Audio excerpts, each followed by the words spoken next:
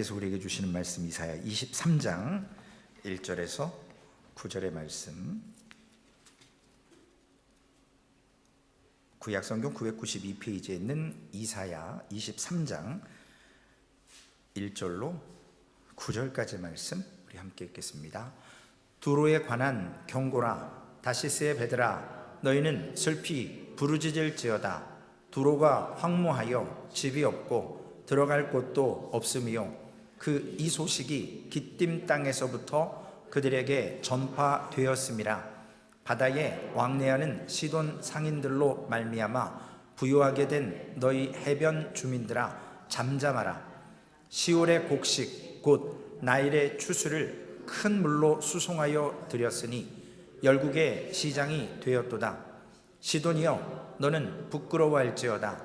대저 바다 곧 바다의 요새가 말하기를 나는 산고를 겪지 못하였으며 출산하지 못하였으며 청년들을 양육하지도 못하였으며 처녀들을 생육하지도 못하였다 하였음이라.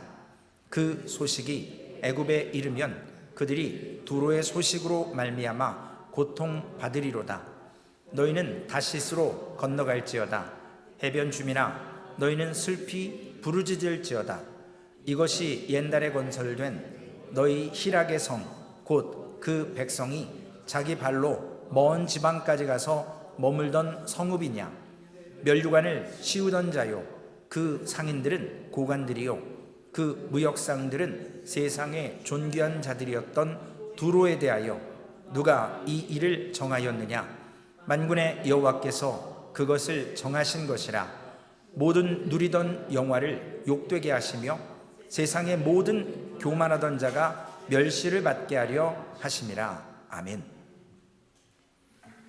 이사야 13장부터 27장까지는 하나님의 심판에 관한 내용이 들어가 있습니다.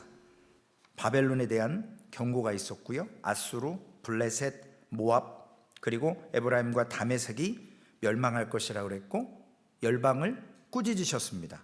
구수를 또 두고 하셨던 말씀이 있고요, 애굽이 하나님을 경배할 것이라고 말씀하셨고, 20장에 보면 이사야 선지자가 말로 해서 안 되니까 이제는 정말 치부만 가리고 몇 년 동안 그렇게 돌아다니면서 강력하게 하나님의 말씀에 순종하지 않는 자들에게 복음을 전하게 됩니다. 그리고 21장에 보면 바벨론의 멸망에 대한 묵시가 있었고, 그리고 두마에 대한 경고, 아라비아에 대한 경고, 그리고 우리가 몇 주 전에 22장에서 환상의 골짜기, 예루살렘을 하나님께서 아수르 가운데 멸망시키지 않았던 이유는 아직 그곳에만 하나님의 말씀이 선포될 수 있었기 때문에 이스라엘 백성의 능력이 있어서 방어를 잘해서가 아니라 하나님께서 옛날 아브라함이 중동 전쟁이 일어났을 때 그돌라 오멜과 그 지역의 5 왕들이 싸웠을 때 아브라함만 싹 숨겨주셨던, 나중에 그 전쟁 가운데 도망쳤던 한 사람을 통해서 자신의 조카 롯이 포로로 잡혀갔다는 얘기를 듣고 집에서 길렸던 318명의 군인을 끌고 가서 뺏어오는 그러한 사건이 있었습니다. 그리고 셈나에 대한, 물질에 대한 이 국고 맡았던 재정 장관에게 대한 경고를 했었습니다. 그리고 23장에서는 두로와 시돈, 오늘 말씀이고요, 24장에선 땅을 벌하시겠다고 말씀하십니다. 25장에선 모압을 벌하시겠다고 하시고, 26장에는 심판과 회복이 27장까지 기록이 되어 있습니다. 그래서 오늘은 두로와 시돈에 대한 얘기를 하는 것이 아니라 두로와 시돈도 그 가운데 포함되는 것처럼 13장에서 27장까지 있었던 열방에 대한 심판과 하나님의 심판에 대해서 큰 그림을 가지고 한번 말씀을 나누고자 합니다. 제가 오늘 본문의 말씀을 전혀 사용 안 해서 우리 집사님이 놀라서 전화가 오셨더라고요. 오늘 인용하는 성경 구절이 다 신약 성경이거든요. 본문은 구약인데 본문은 한 절도 안 나오니까 목사님 이거 혹시 잘못 보내신 거 아니냐, 그래서 아닙니다 집사님, 제가 이런 말씀을 좀 드렸습니다. 하나님을 대적해서 높아진 자들을 하나님은 깨트려서 부서뜨려서 하나님의 아들 예수 그리스도에게 복종시키는 하나님의 심판을 하십니다. 이게 13장에서 27장까지 있는 내용입니다. 그래서 이 하나님의 심판은 궁극적으로 목적과 권위와 능력이나 가치나 인간이 얘기하는 운명의 이런 모든 것들이 하나님으로부터 이루어져야지 인간이 추구하는 대로 살고 그대로 사는 모습을 하나님은 심판하시겠다라고 13장에서 27장까지 말씀하시는 거예요. 그래서 오늘 설교의 제목이 하나님의 심판입니다. 이러한 하나님의 가치가 세상에서 가장 귀중한 걸 우리가 죄인 되었을 땐 모르거든요. 은혜를 받아야만, 회복이 돼야만 그 하나님의 가치를 알아서 이제는 이익이나 세상의 가치나 세상의 관점이나 욕심이 아니라 하나님께로 돌아오게 하는 것이 바로 심판이라는 거죠. 사랑하기 때문에 심판하시는 거거든요. 기회를 주시는 거예요. 그래서 가끔 미국 이 중부나 어디를 이렇게 지나가다 보면 Jesus is answer, 예수님이 답이다. 오늘은 하나님이 답이세요. 하나님이 답이시기 때문에 하나님 외의 것을 추구했던 것들은 다 오답이고 심판받는 대상이 된다라는 것이 이사야의 핵심 내용입니다. 하나님은 예수 그리스도를 이 땅에 보내셔서 우리 인류의 죄를 지게 하셨고, 그걸 통해서 죽음으로 끝나는 것이 아니라 사망 권세를 깨트려서 부활하심으로 우리에게 소망을 얻게 하셨는데, 히브리서 5장 7절에서 10절까지의 말씀을 통해서 우리에게 세상의 승리가 아니라, 세상의 승리는요, 라이벌, 경쟁자, 내가 물리쳐야 될 에너미, 원수라고 생각하는 그 사람들을 내가 이겨서 얻는 것이 승리지만, 하나님의 승리는 고난 가운데서 체험되는 승리여야 합니다. 왜냐? 예수 그리스도께서 고난 가운데 우리의 죄를 지고 죽으셨기 때문에 우리가 내일도 나눈 말씀이지만 주님과 함께 하는 고난이 있고, 주님이 십자가 지신 건 주님 혼자만 하신 거고 배타적인 거예요. 어느 누가 개입해서는 안 돼요. 할 수도 없어요. 우리 대신 죽으신 거고 우리는 그 남은 고난을 지금도 겪고 있는데, 오늘 그 고난에 대한 내용을 히브리서 5장 7절에서 10절까지 우리 함께 읽겠습니다. 그는 육체에 계실 때에 자기를 죽음에서 능히 구원하실 이에게 심한 통곡과 눈물로 간구와 소원을 올렸고, 그의 경건하심으로 말미암아 들으심을 얻었느니라. 그가 아들이시면서도 받으신 고난으로 순종함을 배워서 온전하게 되셨은즉 자기에게 순종하는 모든 자에게 영원한 구원의 근원이 되시고, 하나님께서 멜기세덱의 반차를 따른 대제사장이라 칭하심을 받으셨느니라. 분명한 것은 고난을 통해서 순종을 배우셨다 그랬어요. 예수님이. 우리도 하나님께 순종하려면 그냥 무턱대고 하겠습니다, 제가 순종할게요, 발렌티어로, 이게 아니라 고난이 먼저 온다라는 거예요. 이 고난을 통해서 주님이 겪으셨던 고난을 내일 함께 나누는 말씀처럼 그리스도의 몸으로서 연합된 지체로 우리가 겪는 건데, 고난을 통해 순종을 배운다라는 말씀을 하십니다. 예수님께서 고난으로 순종을 배우셨고 온전하게 된 것은 순종의 결과다, 우리가 너무 쉽게 얘기하는데, 많은 사람들은 어떠한 일을 할 때 명분을 찾습니다. 제가 전교회에 있었을 때 삼국지를 읽으셨나 봐요. 뭔만 하면 그분은 저한테, 목사님 명분이 없는데요, 집사님 재정 보니까 이것 좀 하세요. 그러면 목사님 이건 명분이 안 서는데요. 아니 도대체 지금 이게 삼국지도 아니고 교회인데 무슨 자꾸 명분을 찾습니까? 명분이 꼭 있어야 된다는 거예요. 그래서 하나님의 뜻이면, 하나님이 순종하라고 하고 고난 가운데서 우리에게 참여하라고 하면 그게 명분이에요. 자꾸 무슨 세상 명분 갖다 붙이려고 하지 마십시오. 많은 사람들은 명분을 내세워요.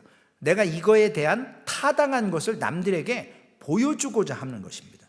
그런데 주님께서는 우리에게 순종을 하기 위해서는 먼저 고난을 주님이 감당하신 것처럼, 그래서 온전하게 되신 것처럼 우리도 그렇게 고난 가운데서 순종하게 하시는데, 많은 사람들은 순종이라는 자체에 대한 가치를 너무 크게 둔다라는 거예요.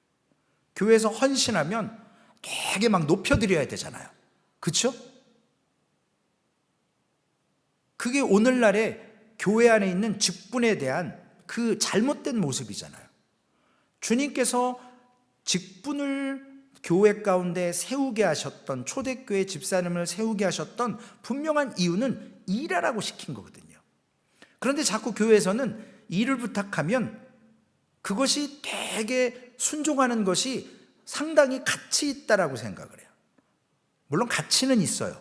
그런데 중요한 건 내가 고난 가운데 주님의 고난을 깨달으면서 그 순종을 할 때 순종할 수 있는 분명한 뜻을 알고 순종할 때는 이건 누가 시켜서가 아니라 자발적인 순종이 되어야 되는 겁니다. 그렇기 때문에 이러한 순종은요, 외부에서 어떤 압력이라든지, 오늘도 찬양 가운데 가사 가운데 나왔지만 알게 하시면 내가 반응하는 거거든요. 그게 순종이어야 돼요. 그런데 우리는 순종 자체만 놓고 가치를 높여요. 명분을 세웁니다.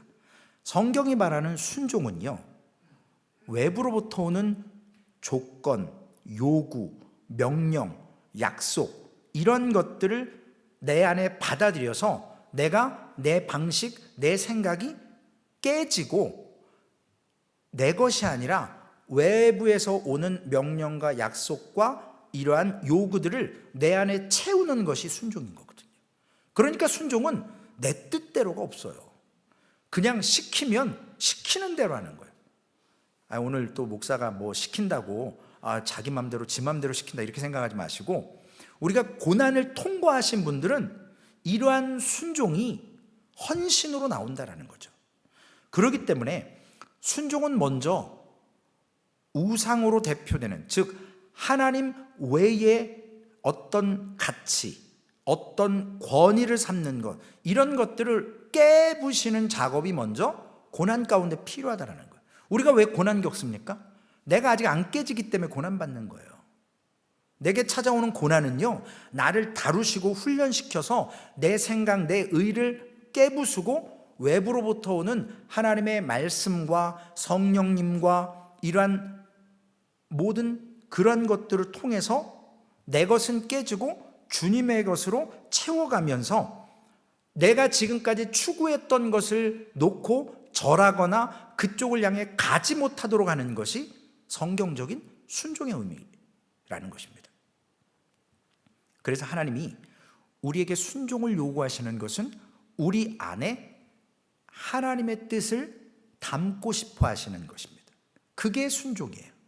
하나님의 것을 담으면 자발적인 순종을 하게 돼 있다고요.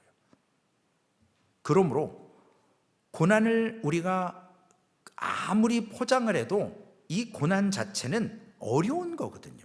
그래서 순종 자체가 가치는 있지만 그 순종을 너무 남발하고 이 순종이 사실은 뭔지를 모르기 때문에 좀 전에 설명드렸던 내 모든 것들을 깨부수고 내가 추구하는 것들을 깨부수고 하나님의 뜻을 내 안에 담는 것, 그것이 순종인데, 나 헌신했다, 나 순종했다, 그러면 무슨 큰 벼슬한 것처럼 생각하는 오류를 범하기 쉽다라는 거예요.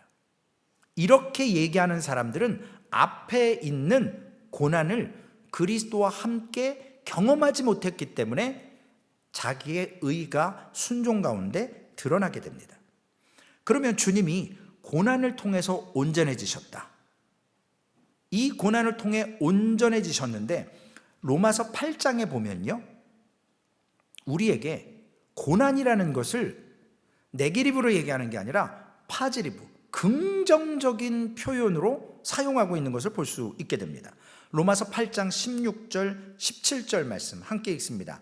성령이 친히 우리의 영과 더불어 우리가 하나님의 자녀인 것을 증언하시나니, 자녀이면 또한 상속자 곧 하나님의 상속자요 그리스도와 함께한 상속자니 우리가 그와 함께 영광을 받기 위하여 고난도 함께 받아야 할 것이니라. 우리 영광 받기 좋아하잖아요. 저도 막 스포트바이 이렇게 받는 거 좋아했던 적이 있어요.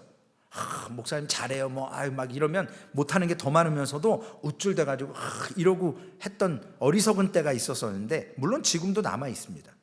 그런데 그런 영광을 받으려면 따라오는 고난도 함께 받아야 된다라는 거예요. 근데 우리는 대부분 앞에 있는 영광만 받기를 원한다라는 거예요. 순종이라고 하는 가치의 명분만 세운다라는 거죠.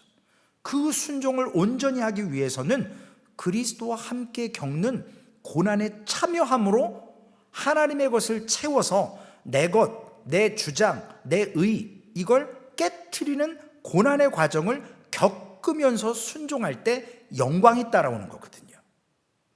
그런데 영광만. 그래서 고난과 영광을 바울 사도는 동등한 것으로 봤습니다. 같은 밸류로 보는 거예요.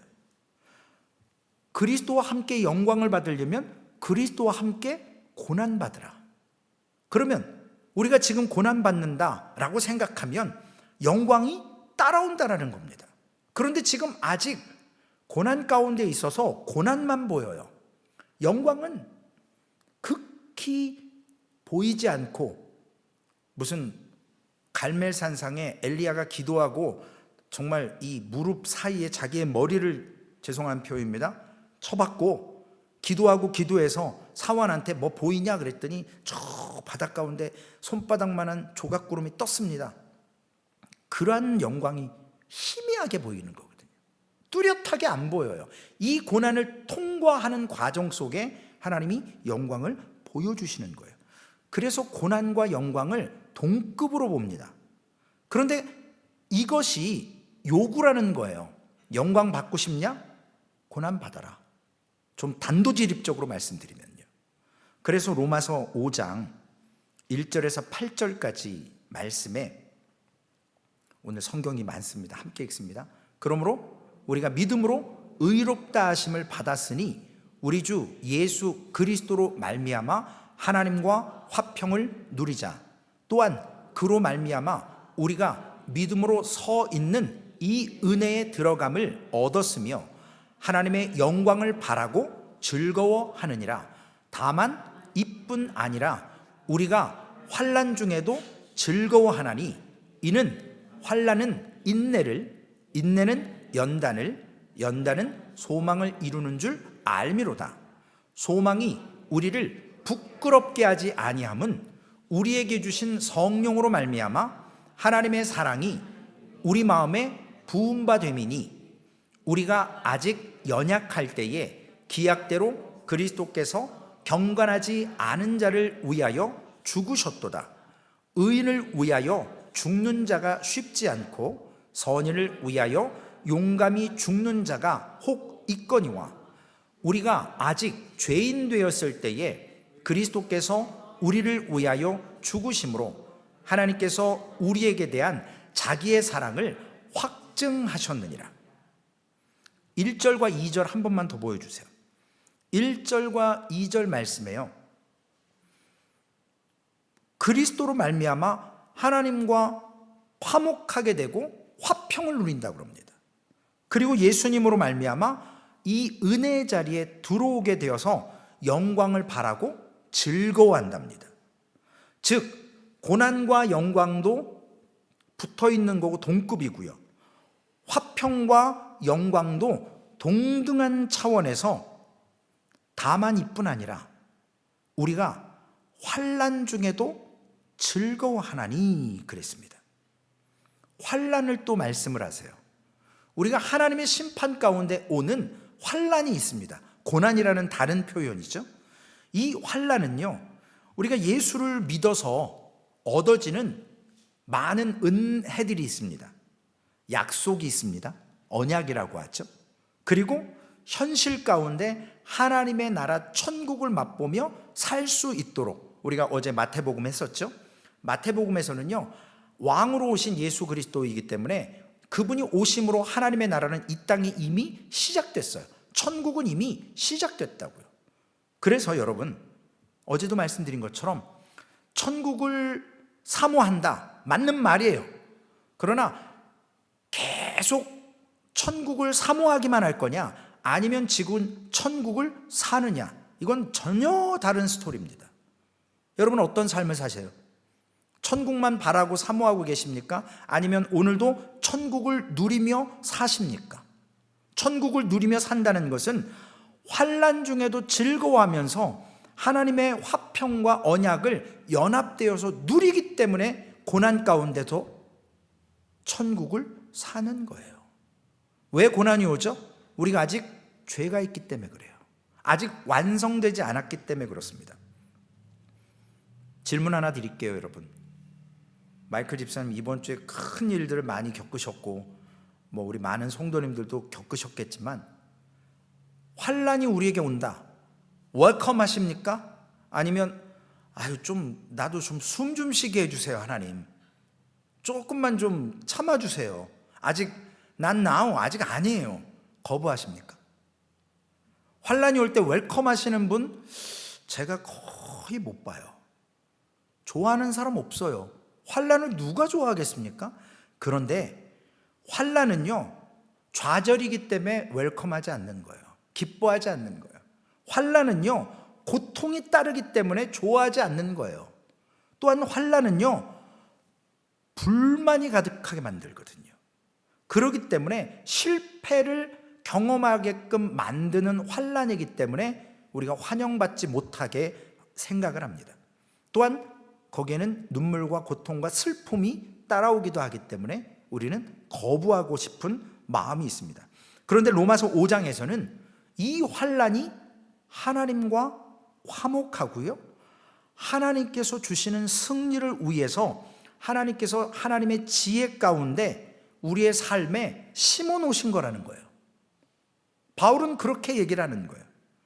requirement, 조건인 거예요. 하나님의 자녀로서 예수를 믿으며 하나님의 자녀가 권세를 얻지만, 예수를 믿음으로 고난을 통과해야 되고, 그 고난 가운데 영광을 못 보고, 또 그 고난 가운데 환난 가운데 하나님과 화평해지면서 우리는 그 환난이라고 하는 조건의 그 과정들을 하나님이 심어 놓으셨기 때문에, 출애굽으로 얘기하면 우리 앞에 광야를, 우리 앞에 문제를 배열해 놓으신 거예요.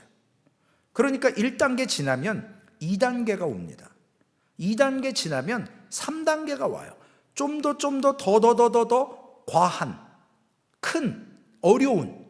그런데 하나님께서는 우리에게 감당할 만한 시험만 주신다 그랬거든요. 성숙되어져 가면서 충분히 고난 가운데서, 환난 가운데서 천국을 맛보고 평화를 누리고 우리가 기뻐하면서 이 과정을 겪어갈 수 있는데, 우리가 입으로 너무 많이 외우잖아요. 이 환난에 대한 가치를 우리가 잘 아까 순종의 모습처럼 알아야 되는데, 오늘 본문에 뭐라고 나오죠? 환난은 인내를, 인내는 연단을, 연단은 소망을 이루는 줄 알라 그랬어요. 그러면 소망을 가지려면요, 환난에서부터 시작해야 된다는 거예요. 이 과정을 통과하지 않으면, 이걸 스킵해버리면 나중에 또 고생해요. 결과론적인 말씀이지만 환난을 당해도 극복하는 분들이 계시긴 해요. 훌륭한 사람이에요. 그런데 대부분의 사람들은요, 진짜 홀리하고 정말 애지간한 환난은 다 겪어본 사람들은 잘 넘어갈 수도 있겠죠. 그런데 대부분 사람들은 환난을 만나면 낙심하거나 도망치기 일쑤입니다. 거부하는 거죠. 그런데 이러한 거부와 낙심 가운데 어떻게 환난이 인내를 만들어낼 수 있냐는 거예요. 하나님이 심판하시는데 그 심판 가운데는 환난이 와요. 그래서 우리가 그 환난 속에서 인내를 해야 됩니다. 인내를 해야 되는데, 이 인내를 통해서 우리가 환난이 인내를 그냥 뚝딱 기계처럼 환난 넣으면 인내가 만들어지는 건 아니에요. 환난을 통해서 우리가 도망치거나 어려움을 당하는데 인내라고 하는 것은 좀 비약적으로 말씀을 드리면요, 참는 거예요. 어떻게 해요? 막다른 골목까지 도망가다가 더 이상 도망갈 데가 없어서 어쩔 수 없이 이제 끝까지 왔어요. 피할 수가 없어요. 거기서 이제 맘대로 하세요. 내가 감당하겠습니다라는 자발적 순종이 아니고요, 사실은 환난을 당할 때 피하다가 그게 도망갈 자리가 없어서 인내로 넘어간다라는 것입니다. 부끄럽지만 환난을 피한다는 모습이 인내거든요. 그러면 우리가 환난을 피해 다닐 때 어떤 감정이 듭니까? 체념하게 되거든요. 이거 도망가 봐야, 설교 시간에 이 비유는 맞지 않지만 도망가 봐야 아니에요. 도망갈 수가 없잖아요. 전지전능하신 하나님의 손에서 어떻게 우리가 도망갈 수 있겠습니까? 도망다니다 한계에 부딪혔을 때 나오는 것이 연단이라는 거예요. 더 이상 갈 데가 없으니까, 피할 수가 없으니까. 그러면 환난을 당할 때마다 우리가 피합니다. 근데 못 피한다는 걸 알아요. 그러면서 우리에게 인내가 익숙해져 간다는 것입니다. 남들은 이상하게 생각하겠죠. 마이클 집사님 또 당했네. 마이클 집사님 또 어려움이 왔어요. 지난번엔 그런 일이 있더니 이번엔 이런 일이 있어요. 이러고 좀 죄송스러운 표현이지만, 아이고 왜 맨날 마이클 집사님일까, 이런 소리 할 수도 있어요, 사람들은. 그러나 우리는, 혹은 마이클 집사님은 그 사람의 반응에 별로 기분 상해하지 않아요. 상처받지 않아요. 왜냐? 하나님이 우리에게 환난을 주시는 목적을 알 때는 이미 익숙해졌고, 이걸 통해서 연단을 통해 소망을 바라볼 수 있는 믿음의 눈을 말씀을 통해 갖게 하시거든요. 그 가운데 소망이라고 하는 길을 하나님은 열어주십니다. 로마서 5장 5절과 6절 그리고 8절 말씀입니다. 소망이 우리를 부끄럽게 하지 아니함은 우리에게 주신 성령으로 말미암아 하나님의 사랑이 우리 마음에 부음바 됨이니, 우리가 아직 연약할 때의 기약대로 그리스도께서 경건하지 않은 자를 위하여 죽으셨도다. 로마서 5장 8절입니다. 우리가 아직 죄인 되었을 때 그리스도께서 우리를 위하여 죽으심으로 하나님께서 우리에게 대한 자기의 사랑을 확증하셨느니라. 여러분, 예수님이 이 땅에 우리를 구원하러 오셨을 때, 물론 우리는 그 당시 없었지만 사람들은 예수님의 오심을 몰랐어요. 목자들과 천사들의 그 소식을 통해서 목자들과 동방박사들만 알았어요. 마태복음 2장에 나오죠. 우리 어제 함께 나눴습니다. 헤롯 왕도 관심 없었고요, 바리새인이나 제사장들도 성경 머리만 컸지 성경 지식만 알았지 소망이 없었거든요. 안 기다려요. 그런데 목자들, 코트에 가서 증언도 못하는, 증인이 되지도 못하는 그러한 천한 사람들, 그들이 예수님이 오심을 알았고요, 이방인이었던 동방박사들이 알아서 먼 곳에서 황금과 유향과 모략을 가지고 경배하러 베들레헴까지 찾아옵니다. 우리는 예수님이 오셨을 때, 구원하기 위해 오셨을 때 성경의 많은 사람들, 대부분의 사람들은 예수님의 오심을 몰랐습니다. 또한 예수님의 필요조차도 느끼지 못했어요. 느낀 건 그거죠. 로마로부터 독립할 수 있도록 새로운 왕을 원하긴 했죠. 그리고 누구도 예수 그리스도를 마라나타 어서 오십시오라고 당시에 부르짖는 사람도 없었습니다. 예수님이 죽으셨을 때 그 어느 것 하나도 우리는 알지 못했던 모습과 같습니다. 근데 그들이 예수님을 죽이잖아요. 우리가 예수님을 우리의 죄 때문에 죽으신 걸 우리는 깨닫습니다. 결국 참음이라고 하는 그 모습은 연단인데 체념으로 바뀌고, 그 체념으로 바뀔 때 우리의 마지막 남아있는 그 자존심이 내려지는 거예요. 체념을 해야, 포기하는 거잖아요. 나는 할 수 없다라는 걸 인정할 때 내 자존심을 내려놓을 수 있습니다. 그리고 아무것도 아닌 자리에서 아무것도 없지만 지금까지 의지하던 것 모든 건 다 내려놓고 주님을 소망으로 바라볼 수 있는 거예요.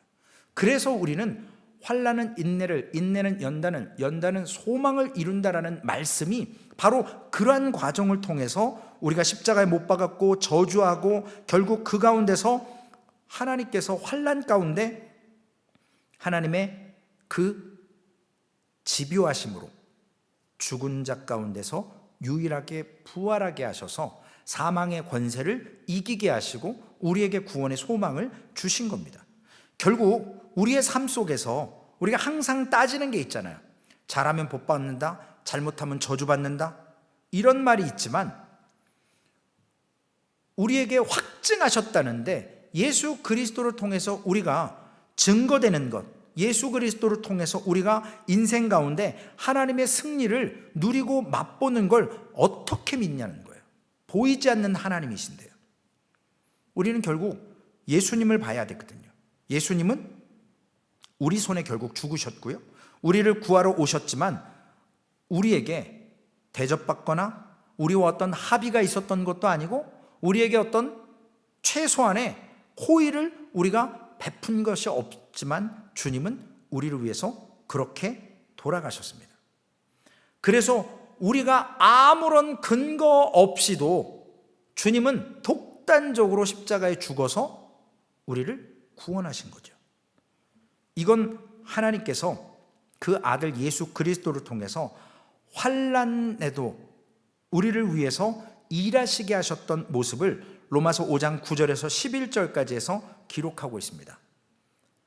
그러므로 이제 우리가 그의 피로 말미암아 의롭다 하심을 받았으니 더욱 그로 말미암아 진노하심에서 구원을 받을 것이니 곧 우리가 원수 되었을 때 그의 아들의 죽으심으로 말미암아 하나님과 화목하게 되었은즉 화목하게 된 자로서는 더욱 그의 살아나심으로 말미암아 구원을 받을 것이니라. 그뿐 아니라 이제 우리로 화목하게 하신 우리 주 예수 그리스도로 말미암아 하나님 안에서 또한 즐거워하느니라.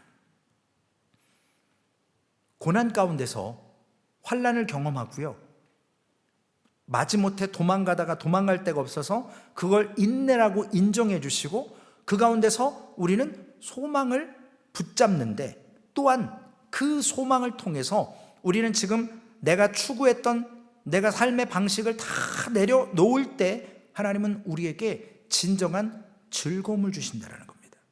하나님께서 우리가 죽인 예수 그리스도를 통해서 구원하셨고 그 죽은 것으로 끝났다고 하면 우리는 하나님과 예수 그리스도와 성령 하나님과 관계가 없는 거죠. 그러나 거기에서 하나님의 의지로 예수 그리스도를 부활을 시키셔서 사망에서 불러내서 우리가 죄인 되었을 때에 죄의 결과 밖에서 도저히 우리로는 해결할 수 없고 제사로는 해결할 수 없는 그 구원과 화목과 영광을 십자가의 고난 속에서 부활하심으로 우리에게 허락하셨다는 겁니다. 우리를 살리신 거죠. 예수님 안에 증거가 된 것은 우리의 인생 가운데 예수님의 이러한 살아계심, 부활하심, 영광을 주시고 즐거움을 주시는 것을 우리가 체험하면서 우리의 삶에 어떤 영향력이 있냐는 거예요. 그걸 보고 맛본 사람에게는 삶이 달라야 될 거 아니에요. 아직 고난도 통과 못한 사람들, 그 사람들과는 우리가 달라야 되는 것이 있거든요. 예수님께서 어떤 자비와 능력과 국률과 역사하심, 목적을 갖고 우리를 구원하셨다는 걸 우리가 경험하면요, 삶의 질이 달라져야 되거든요. 천국을 마냥 기다리는 것이 아니라 이미 천국은 예수님 오셨을 때 2000년 전에 시작되고 이루어져 가는 상황에 우리가 오늘 그 천국을 맛보고 누리는 삶을 사냐는 거예요. 즐거워하며. 빌립보서 2장 5절에서 11절까지 우리 너무나도 잘 아는 말씀입니다. 함께 읽습니다. 너희 안에 이 마음을 품으라. 곧 그리스도 예수의 마음이니 그는 근본 하나님의 본체시나 하나님과 동등됨을 취할 것으로 여기지 아니하시고 오히려 자기를 비워 종의 형체를 가지사 사람들과 같이 되셨고 사람의 모양으로 나타나사 자기를 낮추시고 죽기까지 복종하셨으니 곧 십자가에 죽으심이라. 이러므로 하나님이 그를 지극히 높여 모든 이름 위에 뛰어난 이름을 주사 하늘에 있는 자들과 땅에 있는 자들과 땅 아래에 있는 자들로 모든 무릎을 예수의 이름에 꿇게 하시고 모든 입으로 예수 그리스도를 주라 시인하여 하나님 아버지께 영광을 돌리게 하셨느니라. 환난과 고난은요, 십자가에서 최종적으로 끝나는 거거든요. 예수님은 그 환난과 고난을 십자가를 통해서 이루어내셨고 마치셨습니다. 그런데 그 일을 하시기 위해서는 죽기까지 복종하셨대요. 우리가 과연 이 하나님의 목적과 우리를 구원하신 은혜를 경험해 놓고 우리가 죽기까지 복종할 수 있냐는 거예요. 죽기까지. 모든 것을 다 포기하고 버릴 수 있고 하나님의 뜻만을 받아들이며 사는 삶. 하나님은 그런 존재로 우리가 서기를 원하시거든요. 교회는 그런 사람들의 모임이 되기를 원하시는 겁니다. 제가 어제도 그 전교회 성도님이 전화가 와서 통화를 하는데 교인 몇 명 모이네요. 2년 만에 전화 와가지고. 그래서 그게 왜 중요하죠? 제가 또 그렇잖아요. 또 이렇게 하면 이렇게 얘기하잖아요. 그랬더니 100명이 넘네요. 그래서 100명 넘으면 뭐 있나요? 베네핏이 있나요? 목사한테? 제가 자꾸 말을 안 했어요. 그랬더니 목사님 도대체 몇 명 나오는데? 그래서 많이 나와요. 저희는 일당 100이거든요. 그랬더니 아유, 묻는 내가 바보지 그러면서 예, 목회 잘하고 계시고 열심히 하십시오. 축복합니다. 그러고 끊으시더라고요. 여러분, 세상의 관점은요, 교회 안에 있어도 눈에 보이는 인간의 가치에 있어요. 오늘 우리는 죽기까지 모든 것을 포기할 수 있고, 그렇다고 오늘 다 집 다 팔고 차 팔고 그러는 게 의미 아니잖아요. 피조물 위에 예수 그리스도의 이름을 죽기까지 복종하셨을 때 가장 높은 이름으로 올려주셨습니다. 원래 높으신 분이에요. 그러나 우리에게 깨닫게 하시고 알려주셔서 그분이 영광 받으시는 그 자리에 서셨던 것을 우리에게 알게 하셔서 결론의 말씀으로 영광의 찬송이 되시는 예수 그리스도가 되게 하십니다. 그래서 성경은 우리의 현실의 삶에서 이런 환난과 인내, 고난을 통해서 소망을 갖고 즐거움을 갖는 그 모습을 하나님이 영광 받는 걸 어떻게 하느냐, 어떻게 영광을 받으시느냐, 하나님이 우리에게 목적하신 대로 모든 영광이 모든 피조물과 함께 감격할 때, 그분이 그 영광의 자리에 앉으신 걸 우리 모든 피조물과 우리가 믿음으로 감격하는 것을 하나님은 받으시고 그것이 영광 받으시는 일입니다. 우리 이렇게 믿음으로 기도하죠. 하나님 내게 힘 주세요. 안심할 수 있도록 해주세요. 이렇게 기도합니다. 그런데 우리가 그런 기도 안 해도요, 출애굽기 3장 7절에서 9절에 보면 출애굽기 핵심 내용이 있죠. 이스라엘 백성의 고통을 하나님께서는 보고 듣고 아세요. 우리가 굳이 구구절절 얘기 안 해도 우리의 머리털까지 심령을 다 감찰하시는 분이기 때문에 우리가 그런 얘기 안 해도 하나님 아신다고요. 그런 하나님 앞에서 에베소서 1장 11절 12절 말씀에 교회와 성도의 삶은 이런 삶이어야 된다. 모든 일을 그의 뜻의 결정대로 일하시는 이의 계획을 따라 우리가 예정을 입어 그 안에서 기업이 되었으니 이는 우리가 그리스도 안에서 전부터 바라던 그의 영광의 찬송이 되게 하려 하심이라.